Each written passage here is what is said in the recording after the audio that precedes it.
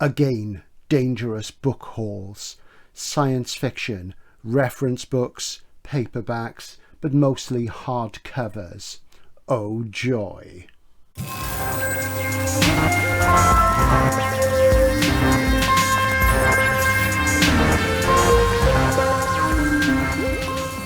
Hi, welcome to Outlaw Bookseller with me, Stephen E. Andrews. Bookseller for 38 years, and that's real books. That's frontline. It's not second-hand books. It's real books out in the real world, and selling new books that authors actually make money of and make a living. So, you know, that's an important thing. There's a lot of people out there writing books who are second-hand antiquarian book dealers. And no problem with that. No problem with them. That's fine. But there is another side, which is the side of the people working on the high streets, selling the new books, making the money for the authors and the publishers, keeping the industry going. So there you go. That's me. I'm also a writer. Written 3 books for A&C Black in the Bloomsbury Good Reading Guide series. I write things for Deep Ends, the Ballard anthology, which comes out every year. I'm supposed to be working on a new short story for that. I've sort of essays, bits and pieces published. I've been on the radio, you know, many times over the years. Open Book with Mario Frostrup on BBC 4. What else have I done? BBC Asian Network on Nikki Beddy. Mostly talking about science fiction, talking about books for men. And a couple of years ago I did a Ballard thing on BBC Radio Bristol. I used to lecture at the universities of Bath, University of West of England and University of Bristol and University of Bath and Swindon on SF and bookselling and related stuff, and, you know, all that sort of thing.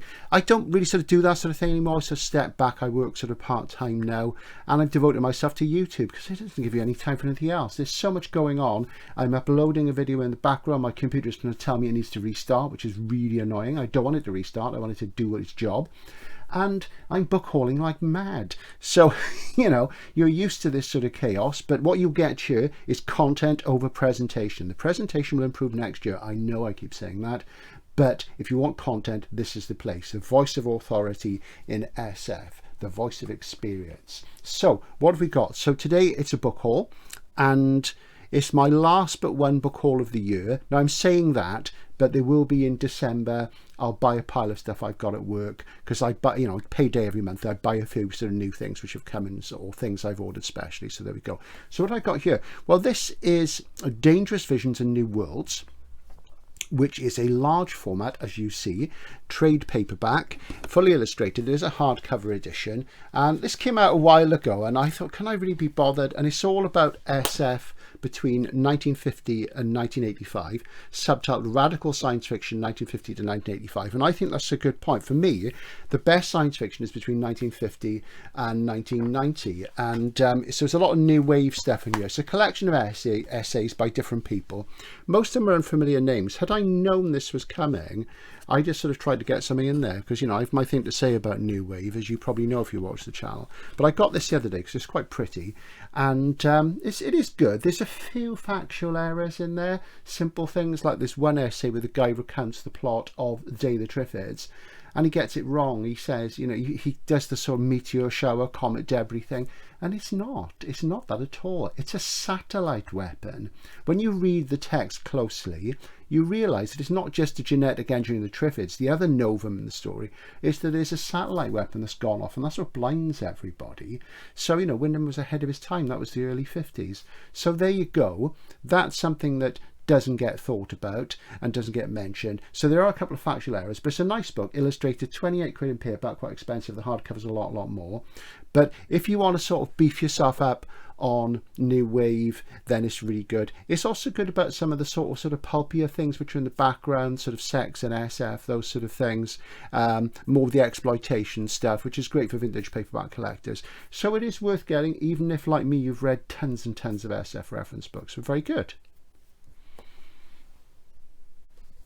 Also on the reference book non-fiction front, I'm just going to pop that off the podium. Yes, I know you can see the microphone, but as I say, it's all about content here. This is Yesterday's Tomorrow's, the story of classic British science fiction in 100 books by Mike Ashley. Paperback in wraps, came out about 2 years ago. Very handsome, as you see. I'm just going to pop that on the podium in pride of place. And British Library, they started their SF line, when was it, 3 or 4 years ago, and I wrote to them shortly before that, and I say shortly, it must have been about a year before. And I said, why didn't you, because they're doing these classic sort of crime things, which they've done loads of, and I've sold hundreds and hundreds of work the last sort of 10 years or so. And I said, look, you know, why don't you get John Wyndham's first novel, Foul Play Suspected, which is a crime novel, which is impossibly rare. You'll pay a minimum of £3,000 for it. Max highest price I've seen was 20 grand. I don't think there's ever paperback, never reissued. It was published by Noons in hardcover in the mid-30s. I said, why don't you stick that in the range? Because you must have a copy. British Library has a copy of everything that's published in theory. And they never came back to me, but a year later they started doing the SF line. And I've got a feeling that I pulled the keystone away to get the avalanche of SF they've done coming out. And it's mostly been British stuff from the sort of 20s up to about the sort of early 60s. A lot of it's been out of print for a long time, catastrophe novels. Mike Ashley's the overall editor. He's pumped out a load of anthologies, rather too many in my opinion, and they haven't done as well as the crime ones because the market for SF is smaller than crime, and the market for SF is under threat generally at the moment because so many young people coming in and reading fantasy, and they're coming in from YA, which is at a much lower level, and they're not like when I was a teenager where they're reading, you know, modernist SF and modern classics, Beat Generation, you know, proper writing. They're reading this very lightweight sort of cod children stuff, which is a great shame because they're missing out, and I do worry about the implications for literacy in the longer term. But Mike is a great guy. He really knows his stuff. You know, he's an amazing historian of SF, and he's done some great work. He did a fantastic series of books on the history of the SF magazines, which are just astonishingly good. So he is one of my go-to guys.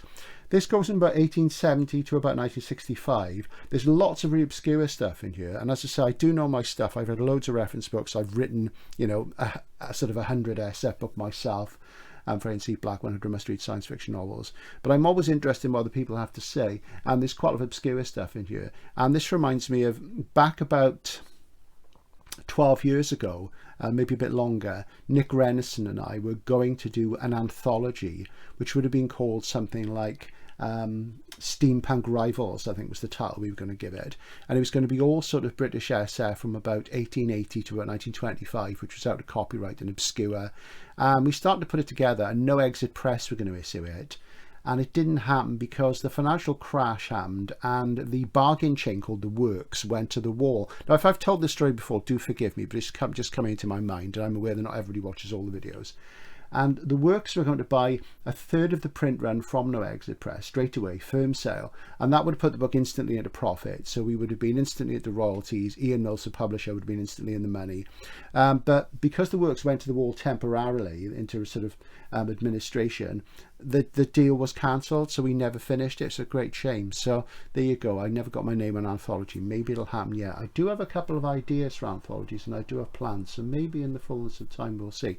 But yeah, this is 20 quid. It's on nice heavy paper, and there are some illustrations in, and it's really beautiful, as you can see. So if you want to sort of read up on, you know, British SF in that period, look at that really nice illustration block in the middle.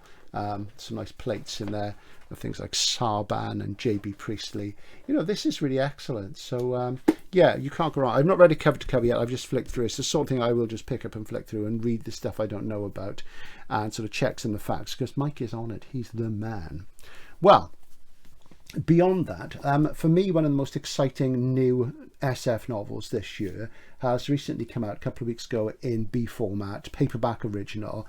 This is one of my favourite contemporary SF writers. I've talked about him several times on the channel. He doesn't have these books in hardcover, which really burns me. And this is Cold Water by Dave Hutchinson, the fifth in the Fractured Europe series, published by the very wonderful Solaris. And Fractured Europe is about a balkanised future Europe where there are all sorts of migrants and smuggling and daring-do going on. So they merge sort of spy fiction motifs into SF. They're subtle, they're witty, they're literary. They're sort of compulsive, really. I've loved the first four. I did an event with Dave a few years ago, about 2017. Great guy. And fundamentally, you can't talk about these too much because it gives the game away, but it's really great. It's being made into a TV series called Europa by Studio Canal, who do all sorts of great stuff like Spiral and, you know, really high quality stuff. So I'm really excited to have that. I haven't read it yet. I'm saving it for when I've got some proper downtime. The irony is I'm on holiday now, and all I've done is I've had some downtime, but I've been going here, there and everywhere. I've been shooting a lot, what have you. So I'm saving that for a quiet moment. Maybe I'll have a quiet moment this weekend. who can say? So Cold Water is out there in the shops now. Get it if you've read the other ones. If you haven't read the other ones, start with Europe in Autumn. Great stuff. Do read them in order, and very, very handsome it is as well. So that's the sort of paperback thing.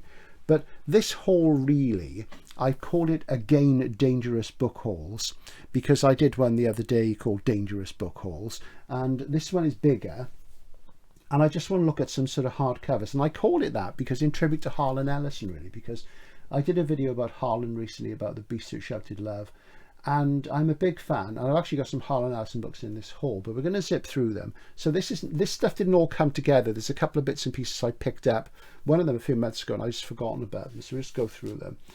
So things I sort of forgot about were this, Joe Haldeman, Mindbridge. This is in MacDonald and Janes from the late 70s, and it won the Hugo Nebula Award, 76. As it says, Mindbridge, and very beautiful Chris Foss jacket, hardcover UK first, very uncommon. This was on eBay, and initially the guy had it on for about 45, but I knocked him down and sort of held my sort of ground really until I got it for a reasonable price and sort of raised some money through selling. And you sell on eBay and then you can buy stuff, which is great. And a lot of eBay at the moment, actually, because it's a critical mass here. It really is, as I keep saying. So very beautiful, Mindbridge. I remember when this was a paperback published by Orbit back in the 80s. My friend Stuart Pike, who's a huge Philip Jose Farmer fan, he pointed out that there was a page missing from the paperback edition, and I think it was the very last page of the climax of the book. So I'm going to look at this carefully. I've not got round to that yet. There was a page missing, but Haldeman, always very good, solid writing, smooth style. I don't think he ever topped the Forever War, the famous one. There are a couple I've not read from the early days. Met him once, heck of a nice guy, and you know, very beautiful. You can't really argue with that. Nice demi format, and that's Joe Haldeman. So let's put that in pride of place on the podium as we move through the rest of the book haul, as they laughingly say on the tube of you. So there it is. And yeah, lovely, great stuff. What else do we have? Well, another name which, you know, looms large in my personal pantheon, and I have neglected his later work, and it's a real shame, and I must get up to speed. And I'm trying to pick up his books in really nice copies, because some of them I bought secondhand very early on in the 80s and when they were out of print and what have you. And he was one of the new wave masters of the 60s, and that's Norman Spinrad. This is Songs from the Stars. This is from Cold Tonnage Books in Devon, the very wonderful Andy Richards. Hi Andy, who I've been buying for 30 years. And this was less than £10. I think this was actually £8, and it's absolutely beautiful. It's a hardcover US first from Simon & Schuster. Really, really nice. And so my paperback copy's going on eBay, as I say, but absolutely lovely. Isn't that beautiful? And I do like Norman, he's great. But as I say, I have neglected the later material, so I must make an effort to look at that at some point. Norman lives in Paris, of course, and you know, I'd love to go over there and bump into him. I've been to Paris for years. I do love it. So that's quite an important one. And Norman Spinrad, Songs from the Stars. Gorgeous. What else do we have? Something else from another haul. I got this from a dealer I've had on trial recently, and I've bought quite a bit from him. I'm not going to tell you who he is. I'm keeping him for myself until I've cherry picked all the good stuff. Ha ha ha. And he has beautiful stuff. And I think he's a bookseller like me. And I think he's about the same age as me, and he's just sort of like acquired stuff over the years and he's selling it off, which is cool. And this is a book which I bought it really because I love the cover, because it looks like an old Grafton book. And this is John Barnes, A Million Open Doors. And I've not read Barnes. His most rated book is Mother of Storms, which is kind of like a disaster novel, sort of a blockbuster disaster novel from the 90s. And it's in the Broderick and DeFilippo book of 101 Best SF 85 to 2010. But I really fancied this, and this was cheap as well. And fundamentally, it's sort of like colonized planets, humanity's everywhere. And it's sort of, how can I put it? Looking at it, I think there's going to be elements similar to Silverberg's Magipo in this, where the planet is kind of sort of quasi-medieval and what have you. So I haven't really sort of looked at very much, but I bought it really because it just looks so fantastic, and I've not read Barnes. And this, I think on his website or something, he goes on about, I think it's on his Amazon page, he says, but I'm not the John Barnes who's a footballer, I'm not this John Barnes. And I thought, well, if there are loads of people called John Barnes, why didn't you use a pseudonym, man? Come on. you know, John Barnes, you know, think of the old SF names, Isaac Asimov, A. Van Vogt, Alfred Bester. They're instantly recognizable and easily searchable. Choose a interesting name, and that's something you notice in SF the last 30 years. People tend to use their own names, which is fine, but you know, it's not that they didn't before, but they're often quite dull, and they, you know, there are two Chris Becketts, for example. Not that Chris Beckett's a dull name. Chris Beckett is a great guy. There's Chris Beckett, the SF writer, and there's Chris Beckett, the J.G. Ballard expert. So, you know, it's just rather confusing. So if you've got a common name, I know it's a drag to change it, but, you know, sort of do something with it, invent an interesting pseudonym. But that is very beautiful. I think you'll agree. So when I read that, God knows when it'll be, I shall sort of tell you more about it, really. So that's going to go there, but very beautiful. It's in Millennium, from the 90s again. I think that came before Mother of Storms, so that's rather nice. The rest of the stuff I've got here is all stuff that I bought from Cold Tonnage from Andy, and as I say, this one was one of those as well. So this and the other, let's see, 6 books here were all in the same haul. I splashed out a bit to treat myself because I've had a bit of a rough time recently, to be honest, on the personal side, and you know, luckily I've got good friends in the video who looks after me, but things have been quite tough. They're starting to improve now. I don't know what's sort of going to. I had health problems as well, so you know, I am sort of coming round a bit just in time for Christmas when I'm going to be so busy at work. It's not going to be true, but there you go. That's the way life goes. So on with the haul. Now, very recently, we had a very sad situation where Greg Bear, one of the finest hard SF writers of all time, and I'm known for not being a massive hard SF guy. I'm not a big hard SF fan myself, but I do like Bear's writing, and I read Blood Music way back when it was first published in hardcover in the UK. I read it for Pan Books and advised on sort of bids, and in the end you went to Century Hutchinson. I know I've said this before, but that was my first Bear, and it was very good, and I read Eon as well, and kept an eye on his career on and off. And I've kind of been picking up some of the more beautiful books and been trying to pick up the Seven House ones, because I do have a Seven House thing, as I've said many times before. And this is Cyclone, which is an early Bear, and this is Seven House. And what's interesting about this, there you go, I do love Seven House. They mostly went to libraries, you see, and as a result, most of them you find are in a terrible state if you can find them at all. And this is interesting because most of the Seven House books from that period, they were in octavo, they were small, and this is a demi, so a slightly bigger format. And I'll just compare it there to a Royal, because the Barnes is a Royal, so you see it's a smaller book, smaller format book. And there's only one of these from Seven House I don't have now, and that's a book called Strength of Stones, which is very uncommon indeed. I think there's one on AB in the UK, and it's an ex-library book, Oh No, which I might have to get as a filler. There's a dealer I know's got one, but he's not selling at the moment.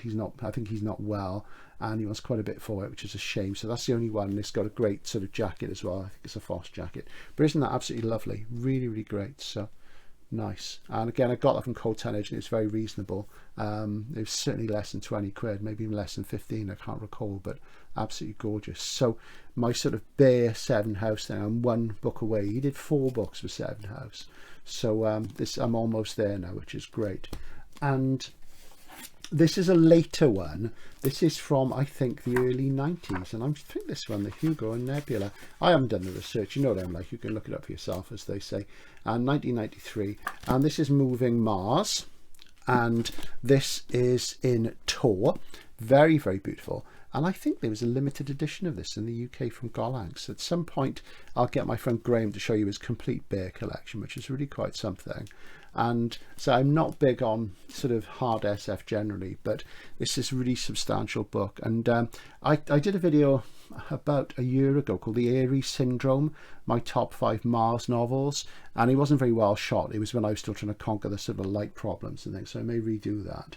And I at one point was going to write a story called The Airy Syndrome, because I was fed up of stories on Mars, because there's been a lot of resurgence of them in recent years, and most of them have been terrible. So I've got high hopes for this, because there have been some good ones, of course, some great ones. And I'm just going to mention one of my favourite Martian novels, which I've mentioned a few times on the channel. I'm going to do something just about it at some point, because I want to reread it. It's Frontera by Lewis Shiner, which is an amazing book. His first SF novel, really great. If you ever see Frontera with Lewis Shiner, pick it up. But yeah, so Greg Bear, no longer with us. He was quite young. He was only about 72, which is really scary. That's about 12, 13 years older than me. And an enormous shame, you know. And of course, he was married to Poole Anderson's daughter. So, you know, he's almost part of a dynasty there of SF, hard SF writers, as Poole, you know, did a lot of hard SF and some great fantasy books. So yeah, great shame. So I am sort of hoping to get a few more of Greg's books, and I've got a few I haven't read, as I say, so I need to catch up with them. But what a pity. Great contribution to contemporary SF, coming in there at the very end of the 70s. Good stuff. A while ago, I posted a video called Gene Rats about the group of science fiction writers who sort of didn't exactly, some of them didn't make their debuts, but they were sort of prominent in the early days of Interzone magazine in the mid to late 80s in the UK. Interzone, edited by the very wonderful David Pringle, J.G. Ballard's archivist, writer in his own right, fantastic guy. We've never met, you know, we are sort of friendly online, and we both contribute to Deep Ends. He does the thing in Deep Ends every year, which is wonderful, a Ballard chronology, which I really want Rick McGrath, the publisher at Terminal Press, to pull out and to do a book just of it, because it's absolutely fantastic. He puts Ballard into a wider cultural and social context. Really brilliant stuff. So, you know, it's great. So David, you know, good editor, critic, archivist, historian, great writer, you know, revere the man, he's really important. So I got a couple of things by one of the sort of Gene Rats authors, and if you're not familiar with the term Gene Rats, have a look at it. And it was because I went back to one of them who I used to read the short stories in Interzone back in those days, and I generally wasn't that fussed, but I picked up his first short story collection, King of the Hill, a while ago, and read that, and I really enjoyed it. It's fantastic stuff. So I decided to revisit him, and I was going to revisit him anyway, and that's Paul Mccauley. And this is Red Dust from Gollancz in royal format. This is sort of about 93. It's got a Jim Burns jacket. Look at that, absolutely fantastic.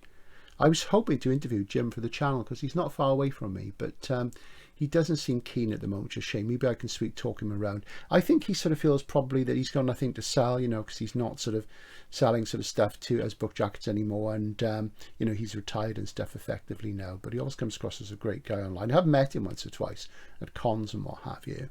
And yeah, so that's Red Dust, and I did get a copy of this in paperback from my friend Graham because he had a spare, but I'm moving that on eBay because I just decided I'd enjoyed Paul's collection so much that it was time to go for this, and really beautiful. So I got it from Cold Tonnage as well. So that's Red Dust by Paul Mccauley. Paul's a hard SF writer. He's a botanist, I think certainly a biologist of some kind. There's lots of physics and stuff in his work, and that's a Mars novel as well. So maybe I'm getting the Aries syndrome. The Aries syndrome is catching again, breaking out into red spots and sort of, you know, low gravity and sort of airlessness, and maybe there are canals and Philip K. Dick's bleak men walking around. Who can say? Mars, so near and yet so far. We'll get there one day.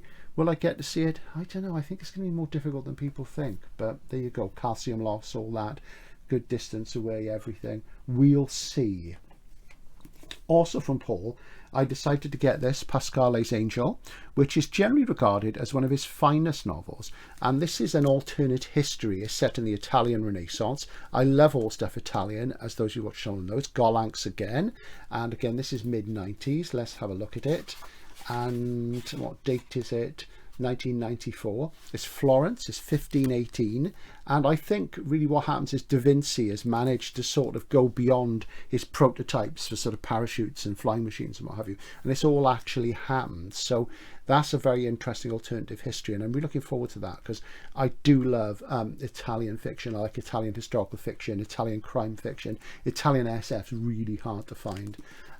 So that is what I'm looking forward to. And again, a wonderful wraparound Jim Burns jacket. Isn't that absolutely gorgeous? And again, that was very reasonable from Cold Tonnage. So thanks again, Andy. So that's Paul Mccauley, Pascale'S Angel. And I may read that quite soon. I'm hoping to get to Italy next year because I haven't been since 2016. And I'll do some shooting over there, do some literary stuff, and even some SF stuff. I've got an interesting SF sort of story to tell when I go to Italy, so I'm looking forward to doing that. I really hope I can do it next year. I've got to sort of start trying to plan it really, because if I really sort of want to get to Croatia as well, but that'll be more of a holiday. Italy, I want to go and shoot some stuff because the part of Italy I go to I'm very familiar with, so we'll see. But Paul Mccauley, Pascale'S Angel. Then again, dangerous book hauls. I mentioned Harlan Ellison, and we're coming to the sort of climax now of this haul. And I've been a fan of Harlan since the very end of the 70s. and I really love his work.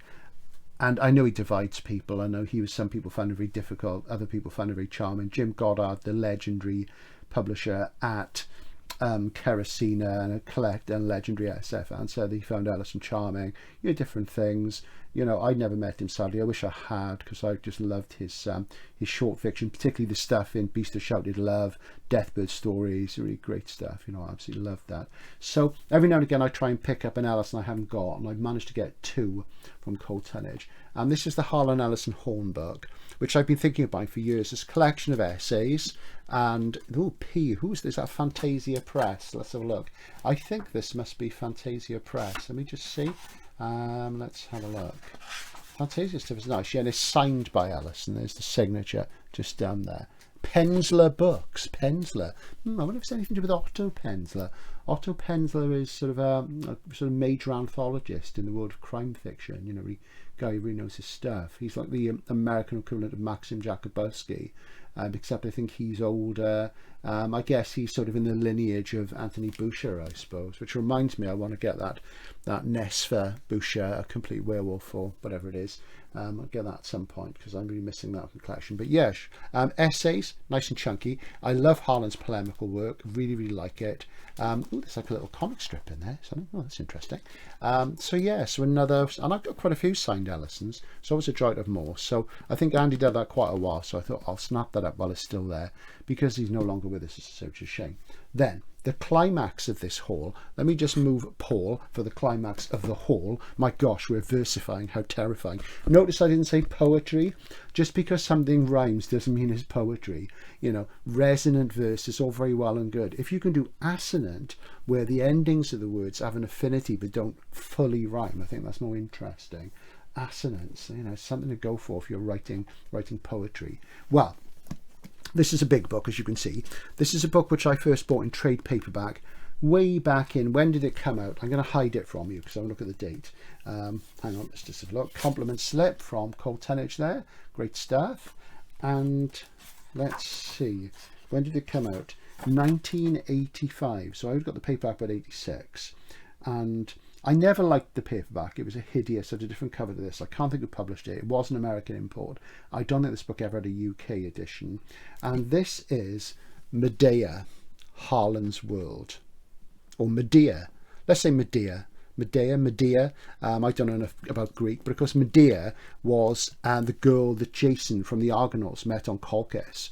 She was the king's sort of son, and she was a high priestess of Hecate, Diana, the moon goddess, the mistress of the chase. And of course she betrayed her own people and let Jason take the fleece back to Greece, the fleece back to Greece. They were doing it again. And I always thought, Medea's knife was very sharp because Jason sort of betrayed her, and he had a fling or something with somebody else, and she cut his children into little pieces with a knife, I seem to remember. It's a bit of classical stuff. You correct me if I'm wrong on that. But Medea, Harlan's World, and it's got a jacket there, which I think is by Frank Kelly Frears, and it's absolutely wild. As you see, big chunky book, and this is Fantasia Press. Now, the idea of Medea was, again, is happening. Again, dangerous versifying. How terrifying. This is one of those things where I think it was in the mid-70s or maybe a bit later, there was this sort of symposium, like a science fiction symposium. And Ellison writes in the introduction how he was bored with the same old topics coming up at cons, the same old people on panels. So he decided that what they would do is do a thing where people could come along to like a lecture hall and they could see a science fiction story being written, being created. So there were all these different writers who pulled together, and this anthology came out of it. And what it is that basically all these writers collaborated to create this sort of planet. And if you're the sort of person who likes hard SF and stuff, there's all sort of maps in there. And this planet called Medea, and it was all about the aliens who lived there. And there are stories in there by Jack Williamson, Larry Niven, Frederick Pohl, Hal Clement, who I don't particularly get on with. So it's hard SF, Harlan Ellison, Thomas M. Dish. So that's an unusual, somebody like Dish, a real new waver, a literary stylist, being in with people like Niven and, Hal Clement is really quite odd. Poul Anderson, Kate Wilhelm, Theodore Sturgeon representing the literary end of the Golden Age, Robert Silverberg naturally. And basically they held this series of symposiums and data was put together, and there's like an interview section, which for me is the best part of the book from what I recall, where there's Frank Herbert, Thomas M. Dish, Robert Silverberg, Harlan Ellison, Theodore Sturgeon, and they're talking about this planet, and they're having all these discussions about the hard science of it, the gravity, and Tom Dish is saying, yeah, but never mind all that stuff. What effect would that have on the beings there, which are called, and I'm going to be probably in trouble now I've said that, that's Fuxes, and basically there's the stories that come out of it. And I have to say, when I read it at the time, I didn't like many of them, but it's been a very, very, very long time, and I got rid of the trade ages ago. And of course, I liked the literary ones, like Concepts by Tom Dish. It's illustrated, as you see. And the interview section, which is transcribed from when they had this sort of session in a lecture hall, is really, really good because they're talking about all this stuff. So if you like hard SF, you love it. And you've got this little folder out there, which they used as a slide in the background to show what the planet Medea was like. And yeah, it's very handsome, as you see. Yeah, Fantasia boards, it's not cloth, and it's signed.